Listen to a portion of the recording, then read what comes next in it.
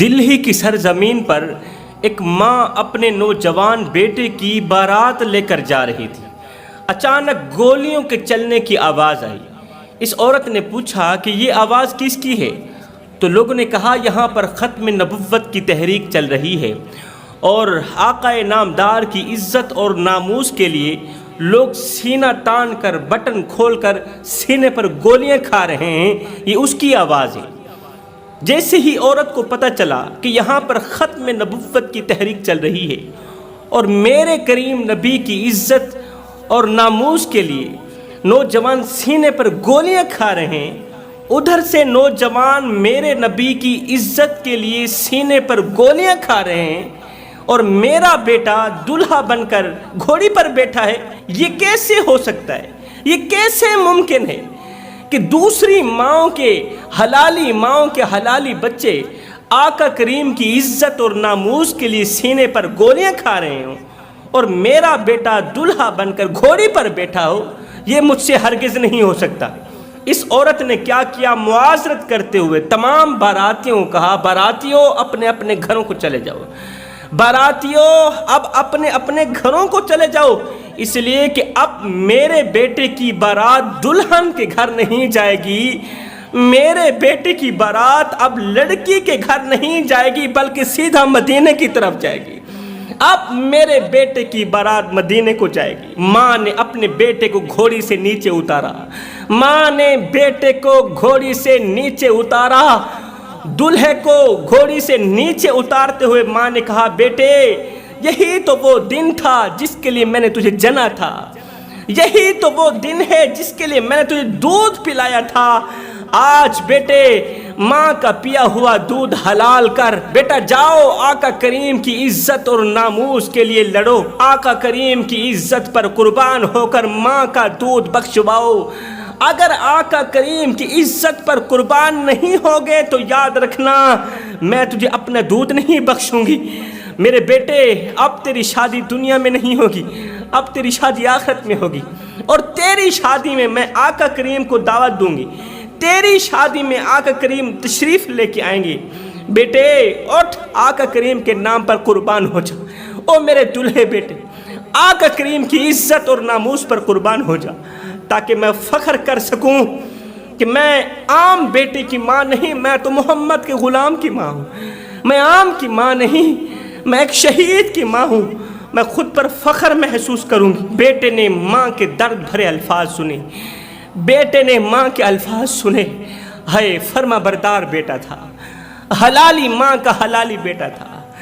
فرما بردار بیٹے نے جیسے ہی ماں کے الفاظ سنے تو اپنا رخ پھیرا، اپنا رخ موڑ کر اس طرف کو چلا گیا جس طرف گولیوں کے چلنے کی آوازیں آ رہی تھی۔ ان لوگوں میں شامل ہو گیا جو آقا کریم کی عزت کے لیے اپنے سینے پر گولیاں کھا رہے تھے، گولیوں سے ان کا سینہ چھلنی ہو چکا تھا۔ کسی نے کہا یہ تم کیا کر رہے ہو؟ او دلہے نوجوان یہ کیا کر رہے ہو؟ اس نوجوان نے کہا چپ کر، اب تک پڑھتا آیا ہوں، کل تک پڑھتا رہا ہوں، آج عمل کرنے کا وقت آ گیا ہے، کل تک دیکھتا چلا آیا ہوں، آج کچھ دکھانے کا وقت آ گیا ہے۔ یہ کہتے ہوئے یہ نوجوان آگے بڑھا، یہ دلہا نوجوان آگے کی طرف بڑھا، اس کی ٹانگ پر گولی لگی، زمین پر گر پڑا، زمین پر گر پڑا، گرجدار آواز میں کہا او ظالم، عشق مصطفیٰ تو سینے میں ہے، تو گولی ٹانگ پر مارتا ہے۔ او بے وقوف، جہاں پر عشق مصطفیٰ ہے تو وہاں پر گولی کیوں نہیں مارتا؟ اور جہاں عشق مصطفیٰ کی شمع جلی ہوئی ہے وہاں پر گولی مار، تاکہ میرا تن بھی روشن ہو جائے، میرا من بھی روشن ہو جائے، میرا ظاہر بھی روشن ہو جائے، میرا باطن بھی روشن ہو جائے، عرش والا بھی راضی ہو جائے، فرش والا مصطفیٰ بھی راضی ہو جائے، تو میرے سینے پر گولی کیوں نہیں مارتا؟ یہ نوجوان بڑی ہمت کے ساتھ ایک بار پھر سے اٹھا، اپنے سینے پر گولیاں کھاتا رہا، سینے پر گولیاں کھاتا رہا، اتنی گولیاں کھائیں کہ سینہ گولیوں سے زخموں سے چور چور ہو گیا، زمین پر گرا، آقا کریم کے نام پر شہید ہو گیا۔ جب شہید ہو گیا، توجہ طلب بات ہے جوانو، جب اس کی لاش اس کی ماں کے سامنے رکھی گئی تو ماں نے غور کیا، ماں نے دیکھا کندھے پر ایک نشان بھی نہیں تھا، کندھے پر ایک گولی بھی نہیں تھی، جتنی بھی گولیاں لگی تھی سینے پر لگی تھی، تمام کی تمام گولیاں سینے پر کھائی ہوئی تھیں۔ ماں نے بجائے رونے کے کہا، او میرے لال، آج اگر تو نے سینے پر گولیاں نہ کھائی ہوتی میں تجھے اپنا دودھ معاف نہ کرتی، آج اگر تو کندھے پر گولیاں کھائی ہوتی میں تجھے کبھی بھی اپنا دودھ معاف نہ کرتی۔ شکر ہے کہ تو نے سینے پر گولیاں کھا کر ماں کا سر فخر سے بلند کر دیا۔ پھر ایک دم ماں نے اپنا سر اٹھایا، گرد و نواح روتی ہوئی عورتوں کی طرف دیکھا، دیکھ کر کہنے لگی، او عورتوں، اور تم کیوں رو رہی ہو، اور تم کیوں ارمان کر رہی ہو، اور تم میرے بیٹے کی جوانی کو کیوں رو رہی ہو؟ آج کا دن رونے کا دن نہیں ہے، یہ وقت میرے بیٹے کو رونے کا وقت نہیں ہے، بلکہ یہ وقت تو مجھے مبارک دینے کا وقت ہے، اس لیے کہ میں کسی عام کی ماں نہیں، میں تو محمد کے غلام کی ماں ہوں، میں عام کی ماں نہیں، میں تو شہید کی ماں ہوں، مجھے مبارکباد دو۔ الحمدللہ میرا بیٹا محمد کے نام پر قربان ہو گیا، میرا بیٹا شہید ہو گیا ہے۔ میں تو اس نوجوان کی ماں ہوں جس کے بیٹے نے سینے پر گولیاں کھا کر امت کے نوجوانوں کو سبق دیا، آقا کریم کی ناموس کے لیے، عزت کے لیے سینے پر گولیاں کھا کر امت کے نوجوانوں کو سبق دیا کہ جب بات نبی کی عزت کی آ جائے، جب بات نبی کی ناموس کی آ جائے تو پھر اپنی جان کی پرواہ بھی مت کرنا، اپنا تن بھی قربان کر دینا، اپنا من بھی قربان کر دینا۔ جب آقا کریم کی عزت کی بات آ جائے پھر اپنا تن بھی قربان کر دینا، اپنا من بھی قربان کر دینا، اپنا اٹھنا بیٹھنا جاگنا سونا عیش و آرام اپنی جوانی آقا کریم کے نام کر دینا۔ ہن دل تے ہاتھ رکھ، سچ سچ دس ہے مسلمان دا مطلب کیا؟ جے عشق نبی نہیں سینے وچ وت راس ایمان دا مطلب کیا؟ وت ہندوستانی ٹھیک ہاسے اتنے نقصان دا مطلب کیا؟ جتھے پاک نبی دی عزت نہیں اس پاکستان دا مطلب کیا؟ اللہ اکبر۔ وہ تھیں اسلام کی مقدس شہزادیاں، مقدس اور بابرکت عورتیں جن کی گود میں بچے نہیں پلتے تھے، اسلام پلتا تھا۔ وہ بچوں کو کہاں پالتی تھیں، وہ تو اسلام کو پالتی تھیں۔ اللہ اکبر۔ وہ عورتیں جن پر اسلام فخر کرتا تھا کہ یہ ہیں وہ اسلام کی مقدس شہزادیاں جن کے صدقے میں اسلام کو عروج میں لائے۔ ایک طرف وہ عورتیں ہیں، ایک طرف آج کل کی عورتیں ہیں، ایک طرف بیٹے کو دودھ پلا رہی ہیں، دوسری طرف ٹی وی پر نظریں جمی ہوئی ہیں۔ ادھر سے بیٹا دودھ پی رہا ہے، ادھر سے ٹک ٹاک پر نظریں جمی ہوئی ہیں، فیس بک پر نظریں جمی ہوئی، گندی اور فحش فلمیں دیکھ رہی۔ میں کہتا ہوں ایک طرف ماں بچے کو دودھ پلا رہی ہو، دوسری طرف ماں کی نظر گندی فلموں پر جمی ہوئی ہو، تو پروان چڑھنے والے بچے فلمی ایکٹر تو بن سکتے ہیں، وقت کے بایزید نہیں بن سکتے۔ پروان چڑھنے والے بچے فلمی ایکٹر تو بن سکتے ہیں، بدماش تو بن سکتے ہیں، غنڈے بن سکتے ہیں، چور بن سکتے ہیں، وقت کے غوث نہیں بن سکتے، نیک سیرت نہیں بن سکتے۔ آج ماں کہتی ہے میرا بیٹا ڈاکٹر بن جائے، باپ کہتا ہے نہیں نہیں ڈاکٹر نہیں انجینئر بن جائے۔ ماں بیٹے کو ڈاکٹر تو بنانا چاہتی ہے، انجینئر تو بنانا چاہتی ہے، لیکن بیٹے کو محمد کا غلام نہیں بنانا چاہتی، حافظ قرآن نہیں بنانا چاہتی، قاری قرآن عالم دین نہیں بنانا چاہتی۔ تم میں سے کون سا خوش قسمت انسان ہے جو اپنے بیٹے کو ڈاکٹر انجینئر بنائے نہ بنائے محمد کا غلام ضرور بنانا چاہتا۔ یاد رکھنا تمہارا بیٹا اگر ڈاکٹر بن گیا، انجینئر بن گیا، تو بڑھاپے میں تم اس بیٹے کے سامنے ڈر ڈر کے بات کرو گے کہ کہیں بیٹا ہم سے ناراض نہ ہو جائے۔ اگر یہ ہم سے ناراض ہو گیا تو پھر یہ تو ہمیں گھر سے باہر نکال دے گا۔ اور اگر تم اپنے بیٹے کو محمد کا غلام بناتے ہو، اگر تم اپنے بیٹے کو حافظ قرآن بناتے ہو، تو جب تم بوڑھے ہو جاؤ گے تو تمہارا حافظ قرآن بیٹا پھر تمہارے آگے ڈر ڈر کے بات کرے گا، ڈر ڈر کے بات کرے گا کہ کہیں والدین مجھ پہ ناراض نہ ہو جائیں۔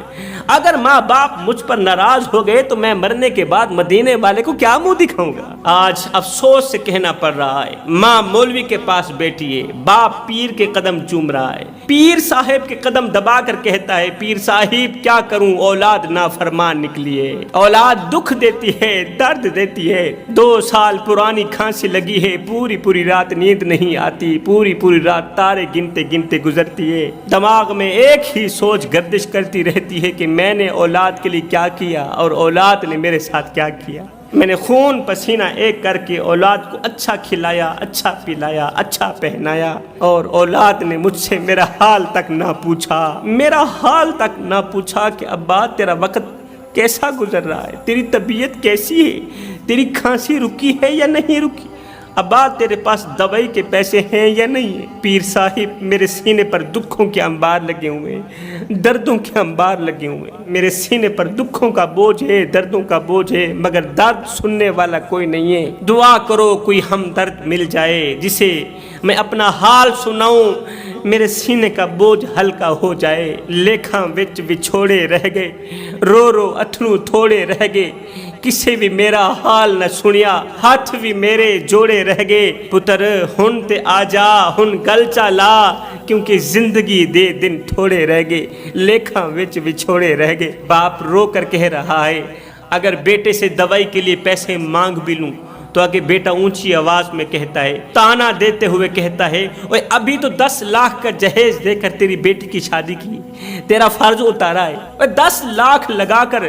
تیری بیٹی کی میں نے شادی کی، اور اب تجھے دوائی کے لیے پیسے بھی دوں، اور یہ سارا ٹھیکہ میں نے اٹھا رکھا ہے، یہ ساری ذمہ داری میری ہے۔ کیا چھوٹے بیٹے مر گئے، ان کے پاس نہیں جا سکتے، ان سے کچھ نہیں مانگ سکتے؟ پیر صاحب کیا کروں، کدھر جاؤں، کون سے جتن کروں؟ میرے بھائیوں، اللہ کے سوا کوئی کسی کا مددگار نہیں ہے، اولاد ہو، بھائی ہوں، کوئی بھی ہو، اللہ کے سوا کوئی کسی کا مددگار نہیں، اللہ کے سوا کوئی کسی کے دکھڑے سننے والا، اللہ کے سوا کوئی کسی کے درد سننے والا نہیں ہے۔ روندی رہی انسانیت، انسان کھلتا رہ گیا، آدمی دی سوچتے حیوان کھلدا رہ گیا، میں کلوں تا ود گیا ہے تیرا بندہ اے خدا، کر کے منہ اسمان دوں شیطان کھلدا رہ گیا، میڈا مانا چھوڑ کے مانی دا مانا کٹ گدس، اج دے ملا دے اتے قرآن کھلدا رہ گیا، لا الہ دا لین دے لیبل جرم دی بندوق تے، اے جے دہشت گرد تے ایمان کھلدا رہ گیا، با عمل کی دوزخی تے بے عمل جنت گیا، نیت شاکر دیکھ کے دربان کھلدا رہ گیا۔ خدا را میرے بھائیوں، زندگی میں کوئی ایسا کارنامہ سر انجام مت دینا، زندگی میں کوئی ایسی غلطی مت کرنا کہ تیری غلطی کی وجہ سے، تیری گھٹیا حرکت کی وجہ سے تیرے بوڑھے باپ کی عزت والی پگڑی کسی کمینے کے پاؤں تلے نہ روندی جائے۔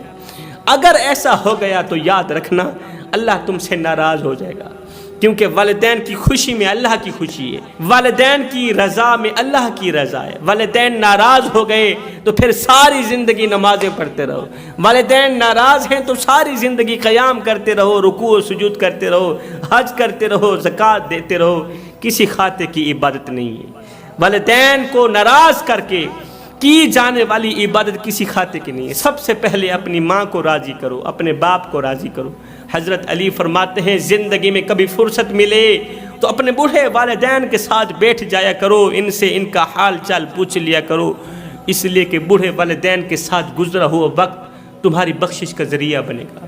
حضرت شیخ سعدی فرماتے ہیں میں عید کی نماز پڑھنے کے لیے باپ کی انگل پکڑ کے عیدگاہ کی طرف جا رہا تھا، تو جاتے جاتے راستے میں میں نے دیکھا کچھ بچے ہیں جو کھیل رہے ہیں، بچے کھیل رہے تھے، میں نے باپ کی انگل چھوڑی، کھیل کود میں مست ہو گیا، کافی دیر کھیلتا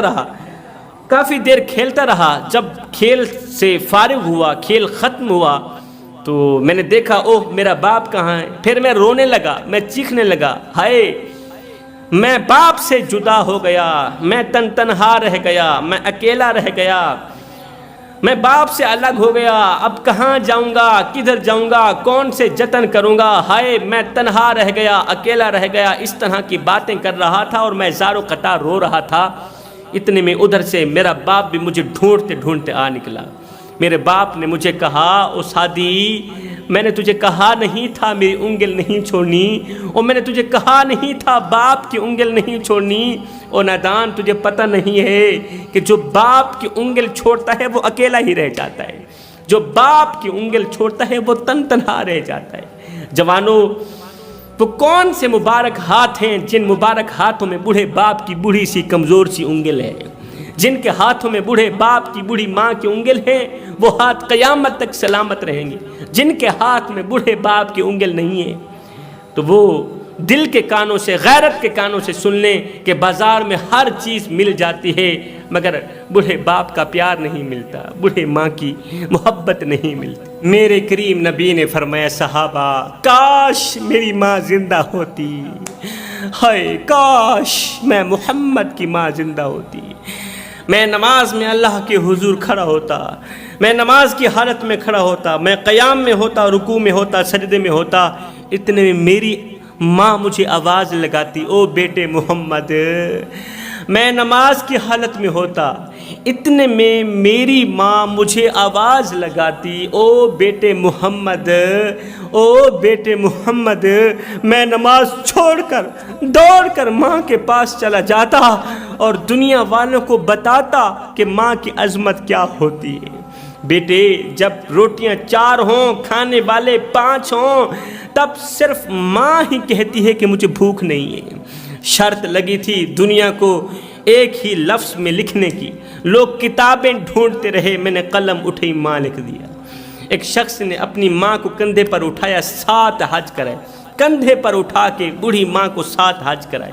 7 حج کرا دینے کے بعد خیال آیا کہ شاید ہی میں نے اپنی ماں کا حق ادا کر دیا ہے۔ 7 حج کرا دینے کے بعد وسوسہ پیدا ہوا، خیال پیدا ہوا کہ میں نے اپنی ماں کا حق ادا کر دیا ہے۔ رات کو سویا ہوا تھا، آنکھ لگی، خواب میں کسی کہنے والے نے کہا، او نادان، سخت سردی تھی، باہر جاڑا تھا اور تو ماں کے ساتھ لیٹا ہوا تھا، تجھے پخانہ آیا، پخانے سے تو نے بستر گندا کر دیا، سخت سردی میں تیری ماں بستر سے اٹھی، اس نے تجھے دھویا، تیرے بستر کو دھویا، غربت کی وجہ سے دوسرا بستر تھا نہیں، ایک ہی بستر تھا، وہ بھی گیلا ہو گیا تھا۔ اب سخت سردی میں، شدت کی سردی تھی، باہر برف باری ہو رہی تھی، تیری ماں نے کیا کیا؟ خود گیلے بستر پر سو گئی اور تجھے اپنے چھاتی پر سلا دی، خود گیلے بستر پر سو گئی، تجھے اپنی چھاتی پر سلا دیا۔ اور نادان، تو کہتا ہے میں نے اپنی بوڑھی ماں کی ساری زندگی کا حق ادا کر دیا ہے، اور نادان ابھی تو اسی رات کا حق ادا بھی نہیں کر سکتا۔